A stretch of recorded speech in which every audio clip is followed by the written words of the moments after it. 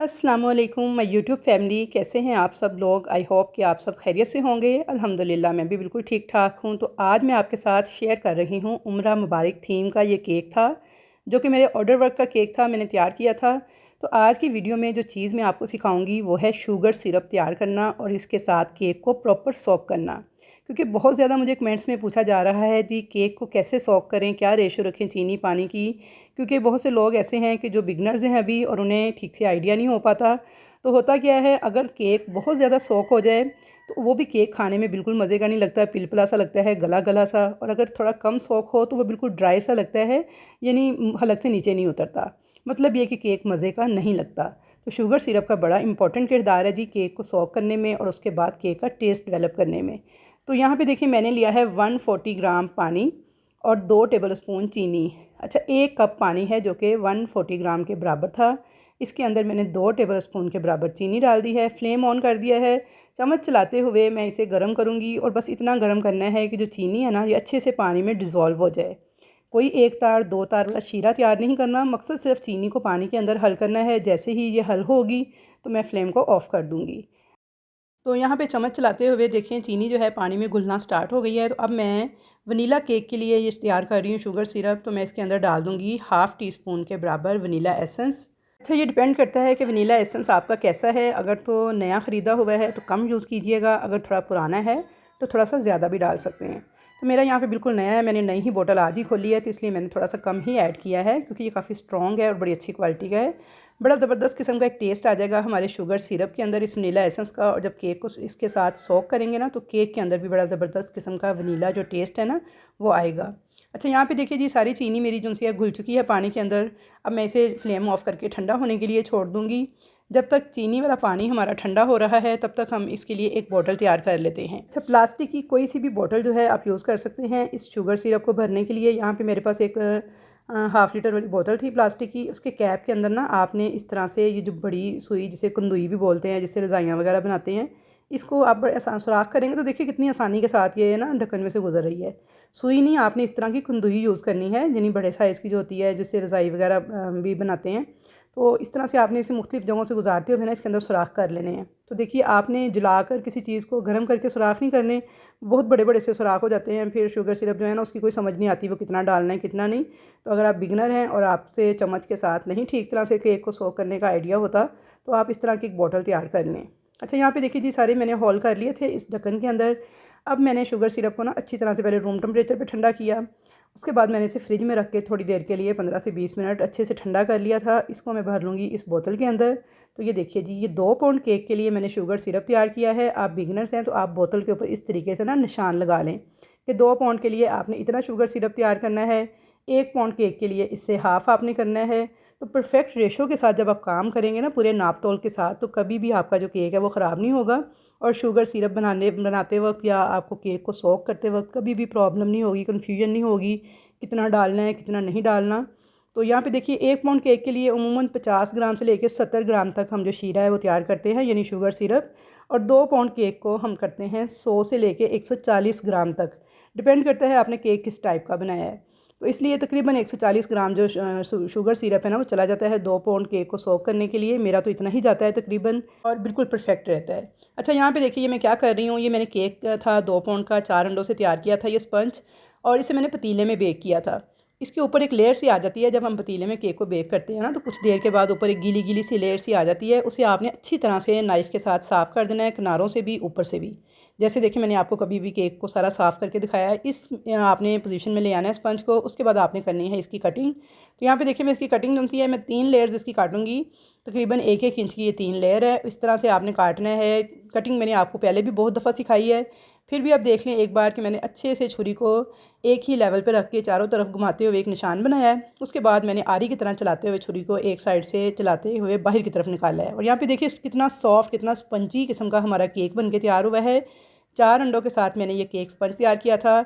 और vanilla cake sponge की recipe मेरे चैनल पे मौजूद है, लिंक मैं डिस्क्रिप्शन में डाल दूँगी। मैं एक ही रेसिपी को यूज़ करती हूँ अपने ऑर्डर वर्क के लिए और इसी से ही मैं केक तैयार करती हूँ। तो अल्हम्दुलिल्लाह बिल्कुल परफेक्ट बन के तैयार होता है, बहुत टेस्टी होता है और मेरे कस्टमर्स का फ़ीडबैक बहुत शानदार आता है।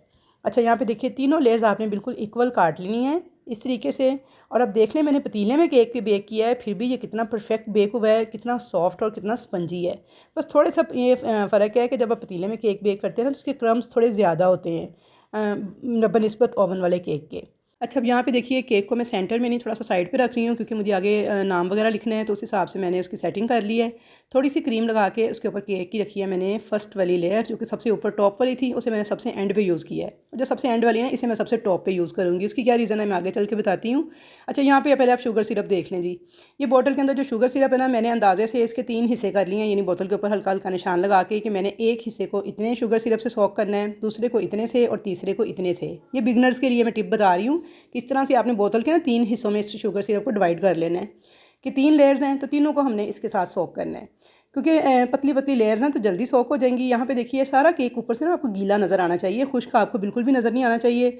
और उंगली से प्रेस करके आपने इस तरह हल्का सा देखना है, चेक करना है। ये देखिए हल्की सी नमी जो है ना मेरी उंगली पे फील हो रही है, यानी इतना आपने शुगर सिरप को इस्तेमाल करना है। इतना ज़्यादा नहीं करना कि आप उंगली से प्रेस करें तो केक टूट जाए या शुगर सिरप केक में से बहने लग जाए। इतना कम भी नहीं करना कि आप प्रेस करें तो आपकी उंगली को कुछ भी फील ना हो। तो बस आपने इतना इसको करना है। अगर आप चम्मच वगैरह से सोक कर रहे हैं तो फिर आपने इस तरह से उंगली से इसे चेक कर लेना है। अच्छा, क्रीम को आपने अगर बिगनर्स हैं तो पाइपिंग बैग में भर के इस तरह से लगाना है। इस तरह से बिल्कुल इवन जो केक की है फ्रॉस्टिंग होती है और बड़ा नीट जो है ना केक आपका क्रम कोट होगा। लेकिन अगर आप एक्सपर्ट हैं, प्रैक्टिस हो चुकी है, फिर तो आप चाहें तो डायरेक्ट भी लगा लें। लेकिन इस तरह से अगर आप यूज़ करते हैं ना ये तरीका, तो ये केक की आइसिंग करने के लिए बिल्कुल परफेक्ट रहता है। इसमें आपके ना केक बिल्कुल इक्वल आएगा, कहीं से भी इसके लिप्स वगैरह नहीं निकलेंगे, ऊंचा नीचा नहीं होगा, लेयर्स जो है ना स्लिप नहीं होंगी। अच्छा, यहाँ पे देखिए मैंने केक की एक लेयर लगा के क्रीम की उसको बैलेंस किया है। ऊपर थोड़ा सा मैंने डाला है स्ट्रॉबेरी का क्रश, इसे भी मैंने लेवल कर लिया है। अब मैंने उसके ऊपर केक की दूसरी लेयर को रख दिया है और इसको भी मैंने सोक कर लिया शुगर सिरप के साथ, बिल्कुल उसी तरीके से जैसे मैंने केक की फ़र्स्ट लेयर को सोक किया है। अच्छा, मैंने शुगर सिरप को आपको बताया कि अगर आप बिगनर्स हैं तो आप बोतल के ऊपर इस तरह से 3 निशान बना लें इक्वल, कि हमने 3 लेयर्स हैं तो 3 हिस्सों में इसको करना है। अगर 2 लेयर्स होती तो मैंने इसे 2 हिस्सों में डिवाइड कर लेना था शुगर सिरप को। अब मैंने दूसरी लेयर को भी सेम उसी तरीके से सोक करना है कि देखिए इस तरह से आपने डालते हुए चारों तरफ से पूरे का पूरा ये ना इसे गीला नज़र आना चाहिए, कहीं से ड्राई नज़र नहीं आना चाहिए। उसके बाद आपने उंगली के साथ इस तरह से हल्का सा प्रेस करके इसको चेक भी कर लेना है कि आया आपकी उंगली को नमी फ़ील हो रही है। अगर नमी फ़ील हो रही है इस तरह से हल्की सी, तो इसका मतलब है आपका केक बिल्कुल ठीक सोक हो रहा है।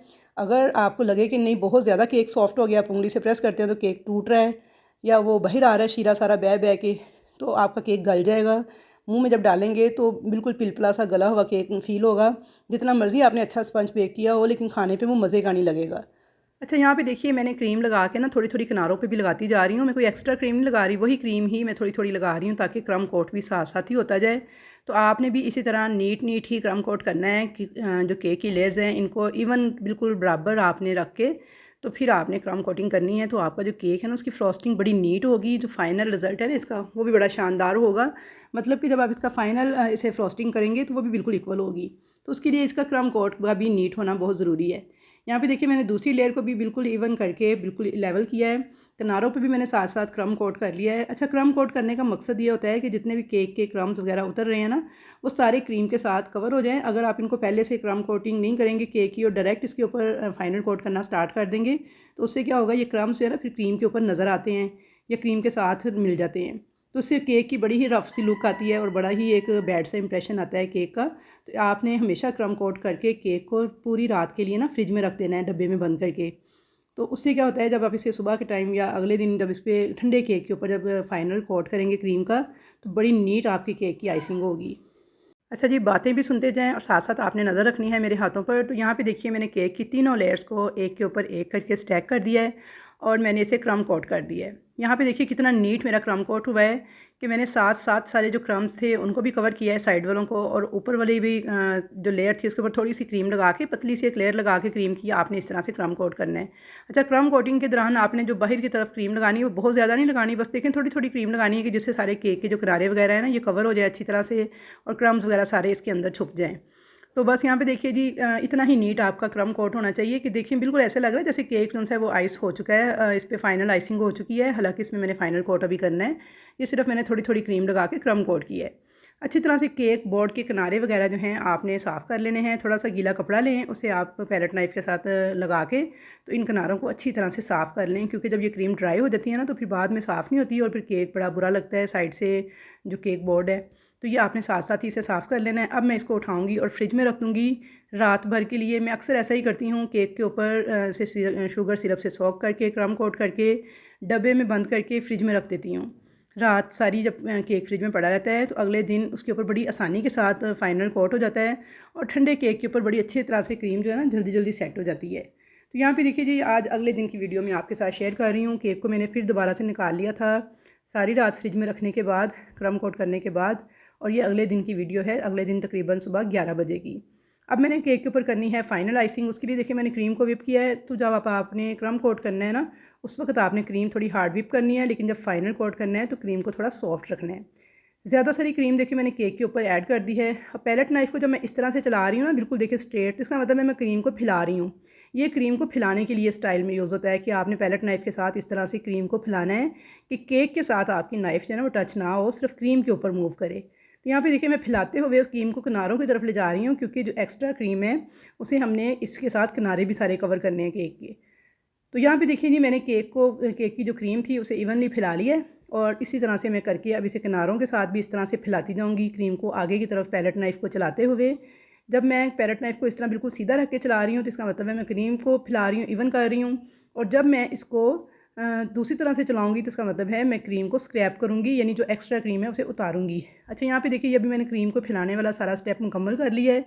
अगर आप बिगनर्स हैं और आपसे इस तरह से क्रीम नहीं लेवल होती तो आप क्या करें, आप पाइपिंग बैग में भर के चारों तरफ से केक को कवर करें, ऊपर से भी कवर करें और फिर आप इसको फाइनल आइसिंग करें। तो अच्छा जी, यहाँ पे देखिए जी, अब मैं फाइनल आइसिंग के लिए इस तरह से पैलेट नाइफ़ को ना चलाऊँगी, यानी वर्टिकल खड़ा करके।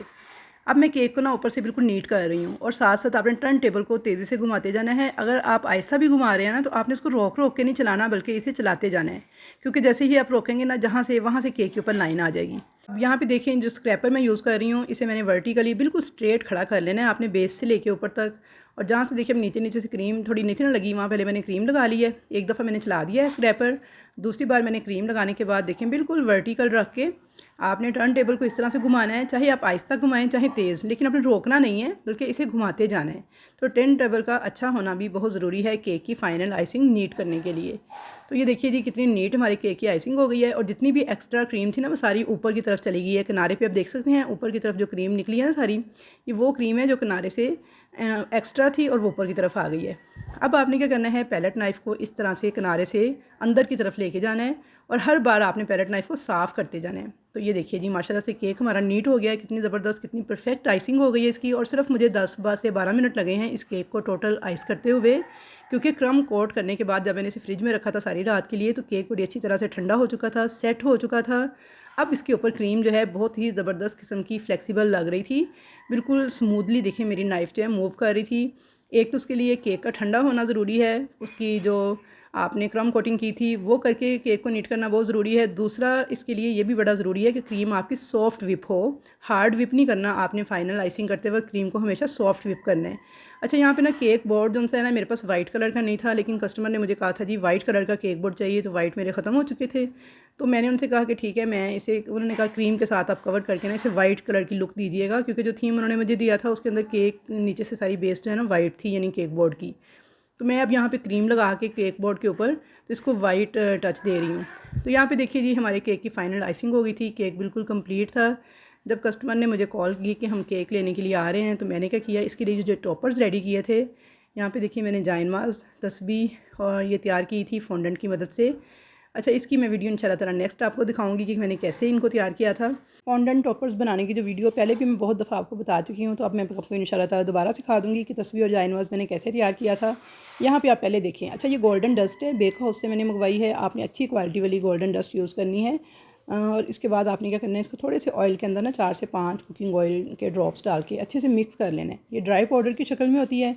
उसके बाद देखिए मैंने यहाँ पे ब्रश लिया है बारीक वाला और इसके साथ मैं केक के किनारे के ऊपर ना इस तरह से बॉर्डर ड्रॉ कर रही हूँ। अच्छा, जो कस्टमर ने मुझे पिक्चर सेंड की थी ना उसमें केक मुझे इतना नीट नहीं लग रहा था और उसकी मुझे बड़ी रफ सी लुक ला रही थी। उन्होंने कहा था ये हमने लास्ट ईयर तैयार करवाया था किसी और बेकर से, तो आप थोड़ा सा इससे ज़रा नीट तैयार कीजिएगा। तो ये देखिए जो मैंने केक तैयार किया है ना, इसकी और उसकी लुक में कितना फ़र्क होगा, ये मैं आपको एंड पे कस्टमर वाली पिक्चर भी शेयर करूँगी आपके साथ। तो आप देखिएगा कितना फ़र्क है नीटनेस का। तो नीटनेस ज़रूर होनी चाहिए आपके केक के अंदर। यहाँ पे देखिए मैंने बॉर्डर जो है गोल्डन डस्ट के साथ बना लिया था। उम्रा मुबारक मामू जान के जो मैंने वर्ड्स थे, ये भी मैंने रात निकाल के रखे थे, ये भी ड्राई हो चुके थे फॉन्डेंट के साथ। इनको भी मैंने प्लेस कर दिया था क्रीम के ऊपर, और जायनमाज और तस्वीर को भी मैंने देखें इस तरह से इसके ऊपर लगा दिया था। अच्छा, यहाँ पे देखें जी, ये बड़ा अहम स्टेप है। अब यहाँ पे देखिए मैंने थोड़ा सा कुकिंग ऑयल जो है ना ब्रश के साथ लगाया है, और मैं टॉपर के ऊपर ना इस तरह से पेंट कर रही हूँ, यानी ऑयल सिर्फ लगा रही हूँ। वो इसलिए कि थोड़ा सा जो कॉर्नफ्लोर वगैरह लगा हुआ था ना, वाइट वाइट सा, वो अच्छी लुक नहीं दे रहा था। तो इस तरह से थोड़ा हल्का हल्का ऑयल लगाने से इसमें टॉपर्स में एक अच्छी सी शाइन आ जाती है। तो ये दी थी केक की फ़ाइनल लुक। अब मैं आपको दिखा दूँगा कस्टमर की पिक्चर जो कि उसने मुझे शेयर की थी। तो ये देखें, ये वाली है। अब देख सकते हैं कितना रफ सा जाइनमाज बना हुआ है, रफ सी लुक आ रही है केक की, लेकिन उसकी निस्बत अब मेरा केक देखें माशाल्लाह से कितना नीट बन के तैयार हुआ है। तो बॉर्डर के साथ ना केक को चार चांद लग जाते हैं, इसलिए आप केक के ऊपर बॉर्डर ज़रूर बनाया करें। अगर क्रीम के साथ पॉसिबल ना हो तो इस तरह से गोल्डन डस्ट के साथ भी बॉर्डर बहुत खूबसूरत लगता है, क्योंकि इसमें गोल्डन कम्बिनेशन था। अगर इसमें सिल्वर का होता तो मैंने सिल्वर डस्ट के साथ बना देना था। और यहाँ पे आप केक को किनारे भी देख सकते हैं कितने ज़बरदस्त और नीट हैं। ऊपर से भी देख लें, मैंने आपको चारों तरफ से केक की सारी लुक्स उनसे चेक करवा दी है। तो अल्हम्दुलिल्लाह मेरे कस्टमर का फ़ीडबैक भी बहुत ज़बरदस्त आया था।